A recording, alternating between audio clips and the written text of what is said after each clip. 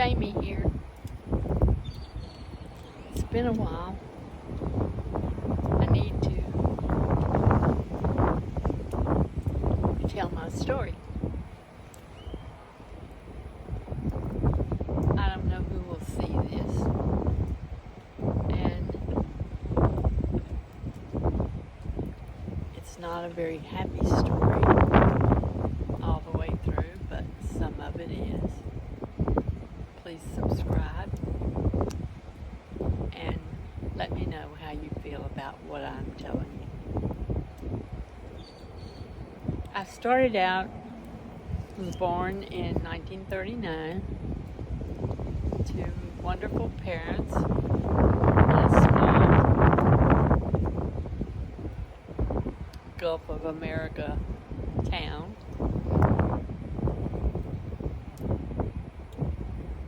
My dad worked very hard, and he provided us what we needed. My mother also worked very hard. She took care of my brother and I, and led a Christian life, going to church every Sunday. I started out in one town, and when I was 6 years old, I was moved with my family more inland, away from the Gulf, and closer to my mom's mother and dad. My grandfather was a cowman. He owned a slaughterhouse where they slaughtered animals, mostly cows. And my grandparents had, let's see, 1, 2, 3, 4 boys and 3 girls.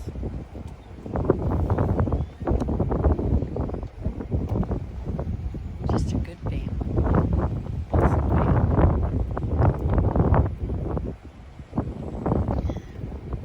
My dad worked for a company that, when I was 12 years old, moved us to Louisiana. Before I was 12, I grew up running barefoot everywhere. In fact, my mother would make me wear shoes to go to school, and I would take them off as soon as I got on the bus. We went by bus to the school, and in this day and time, the school's only a couple of miles away, but back then, in the 40s, we rode a bus to school.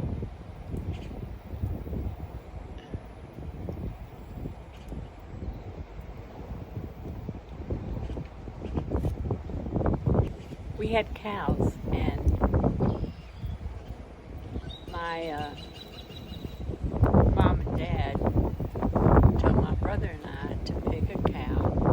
All their cows were pregnant, and they said, pick a cow and you can have a calf from that cow. Well, my cow had a little bull, and my brother's cow had a heifer. I raised mine and sold it, and got enough money to buy a horse from my uncle. Her name was Trixie, and she was a quarter horse. She was trained to cut cows and all that, which I knew nothing about. But I rode her bareback most of the time because I didn't have a saddle. She was wonderful. We would stack kids on her when we'd have parties. We had birthday parties and things at our place. And we would stack kids on her and put as many as we could get on her. From her neck back to her tail, and then hold her tail to keep from falling off. And she was so good. She would ride us and ride us and ride us until she got tired. And when she got tired, she'd kind of kick up her heels and, just, it was like, I'm tired. I'm through. No more. And so we'd get off and go eat our homemade ice cream and homemade cake that my mother would make for us. Anyway, it was a wonderful time in my life. Then we moved to Louisiana, and at first it was kind of tough because I was a new kid. I was in the 8th grade, I guess, and I got bullied a little bit, but I lived through it. And when I got into high school, of course my brother was a year ahead of me, and so all of his friends gave him a nickname. He was Mr. Wonderful. He told jokes, blah blah blah. He was very popular, and so they gave him a nickname, Willie. Our last name started with Willing, so they named him Willie, and I was named Willie Jr. And I got along fine. I fell for a boy that was actually a year behind me, but he was a year older than me. He had not gotten through the 3rd grade when he was in Catholic school. And where we lived was 90% Catholic. Well, my parents were not too happy about that, and so they did everything they could to keep me away from him and any other boy that was Catholic. It's just the way it was back then. But we were crazy about each other, and but he was very respectful, never tried anything with me, and because he was a year behind me in school, when I got out of school, he was still in high school, and my parents moved me to Baton Rouge. There are 3 helicopters flying over down here at the beach. With everything that's going on in the world right now, it's scary sometimes. But, it's not like it's a new thing for us.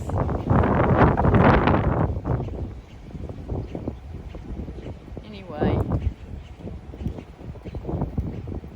I was invited to come back to his homecoming and be his date.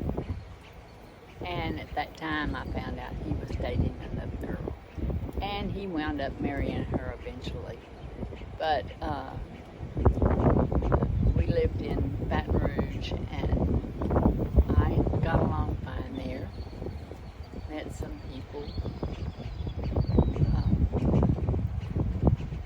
But before he got married, we got back together. He had taken a football scholarship in Texas at the University of Houston, and we were going to get together there. I had gone to school and taken a lot of secretarial classes, and I was going to go to work in the Baytown area, and we would be together again. Well, when my parents found out that he was taking a scholarship in the University of Houston, to get me away from him, they moved back to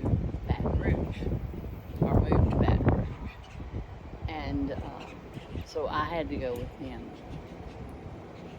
And they talked me into going with them by offering me a new car. Well, I said, okay, if I have a car, I'll be able to go see my boyfriend when I want to. But I found out that I was going to have to pay for the car. They weren't going to. Anyway, they bought me a 1939 Chevrolet from the OK Chevrolet lot, and it was a piece of junk. I had so many problems with that vehicle. Oh my goodness. I just can't tell you. It would take me hours and hours to tell you the whole story. But anyway, they wanted me to go to work and pay for the car. And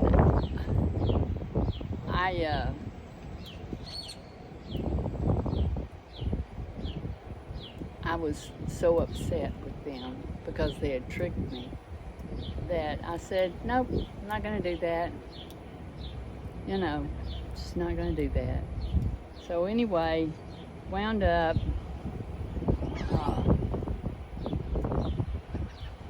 my cousin who lived in the town that I had been born in, I went to visit her. She and I had never been really close, and but she wanted me to meet this guy that she thought was perfect for me. And it wound up being that he was my friend from grade school. So I knew him, and he really looked good, you know, he danced good and everything, and so I started dating him. Well, he was not Catholic, he was the same that we were, Methodist Church, and so my parents okayed him. Well, long story short,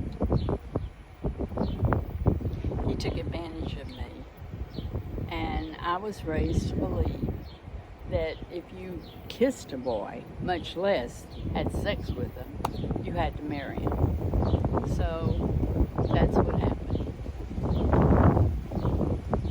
I know this is strange to y'all, but when you're from that time and you're raised just to get married and have kids, and that's the way I was raised. I wasn't really raised to work. I was raised to get married, have kids, have a family. So that's what happened. We got married, and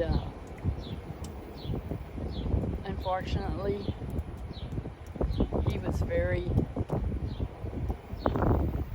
abusive. Not physically abusive, but mentally abusive. I wasn't worth anything.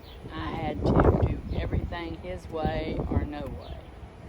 So, right off the bat, we had a son, and then 15 months later, we had a daughter, and we were living off of barely anything, but he had a chance to go to work as an insurance agent, and so he studied and got his insurance license, and he got a job with an insurance, a very respectable insurance company. And we went in to meet the big guys, and they wanted to know where we wanted to live, and they questioned us separately, you know. Anyway, I told him, I said, just move me as close as you can to Louisiana, because I was still in love, unbeknownst to him, with my high school boyfriend. So So we did. We moved to Orange, Texas, and raised 4 children. And after raising 4 children, of course, we belonged to a country club. We played golf and all of this stuff. And some of the people that we are associated with were very seemingly nice people. It turned out they were not really that nice, but we got involved with them anyway. They were country club people. And one particular couple, she belonged to all these women's organizations, tried to get me involved in them. And I said, you know, I'll work with you, I'll help you, but I don't want to belong to them, you know. And anyway, her husband was a real estate. He sold real estate. And so I got my real estate license and thought, well, I'll start making my own money. And so I went to work in his office, and I was doing pretty good. But I really wasn't passionate about it, you know, I just wasn't. And so I never really got very far in that business there, but I used to ride my bicycle to work. I had a 10-speed bicycle, and I used to get on that bike and ride to work. And of course I couldn't take people to see houses that way, but you know, it wasn't very far to go back home and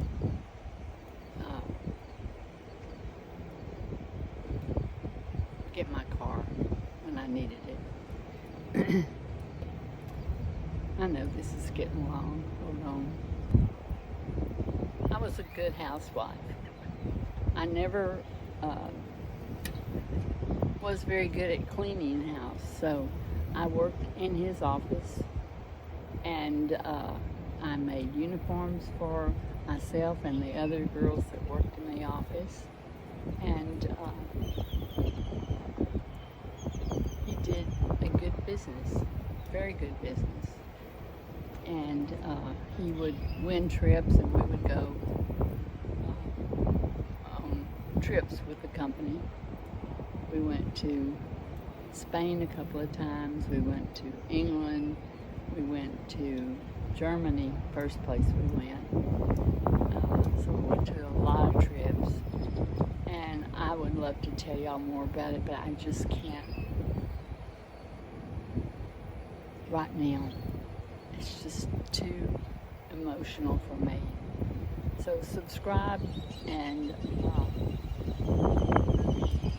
let me know what you think.